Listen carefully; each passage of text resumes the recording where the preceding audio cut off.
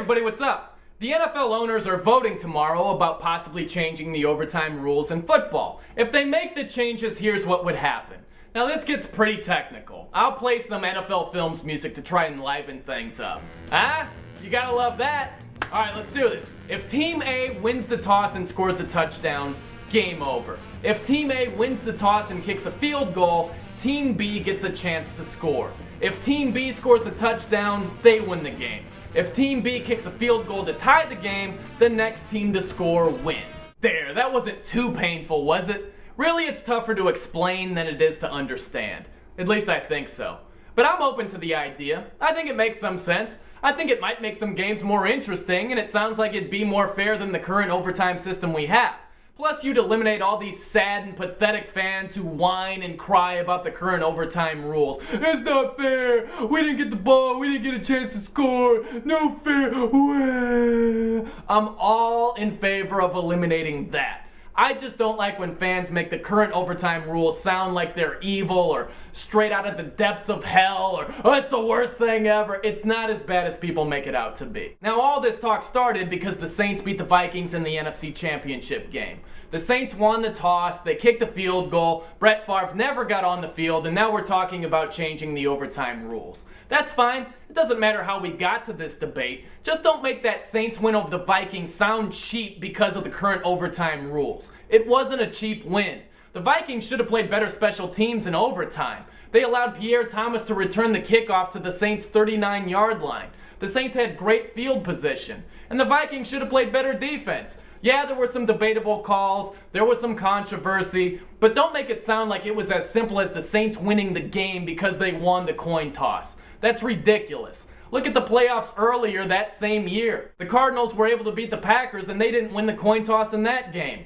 So don't make it sound like that Saints win was cheap. And one other really quick side note, some fans are saying that the Saints Super Bowl win was cheap. They're saying the game was fixed because of Hurricane Katrina. Please, go play with your shiny tin foil and go make some other conspiracy theories about non-football related things. Thank you. Alright, back to business. All this talk about changing the overtime rules got me thinking about other NFL rules. If you could change some rules in the NFL, what would you change? I got a couple of suggestions. I'd change pass interference. I don't like that pass interference is a spot foul. I don't like that a quarterback can heave the ball downfield as far as he can possibly throw it, and if a defender makes contact with the receiver before the ball gets there, the ball is spotted right there no matter how far downfield it is. I think that's way too harsh. I'd make pass interference a spot foul up to 20 yards. It'd still be more severe than the college football penalty. It'd still be the most severe penalty in the NFL in terms of yardage. Plus, you wouldn't be able to pick up half a football field without even completing a pass. I'd also change defensive holding and illegal contact. Right now, those are 5-yard penalties with an automatic first down. I don't like the automatic first down. I don't like that an offense could be facing 3rd and 20-something, and if a defender jams a receiver or holds him downfield, it's an automatic first down. Look at offensive holding. Offensive holding is a 10-yard penalty, and you replay the down. It's not automatically 4th down, right? I think the same should happen with defensive holding or illegal contact. Make it a 10-yard penalty, but no automatic first down. Just replay the down.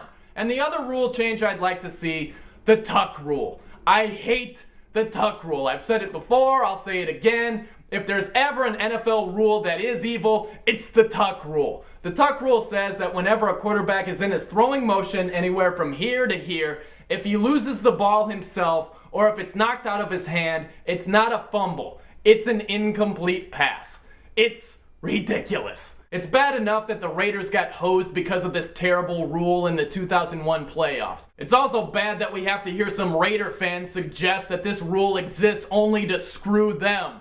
Like they made this rule knowing years in advance, oh, this is a great rule, it's going to completely hose the Raiders. We could eliminate a bad rule and eliminate some bad Raider logic at the same time. It's a win-win. If the quarterback's in his throwing motion and loses the ball, fumble. End of story.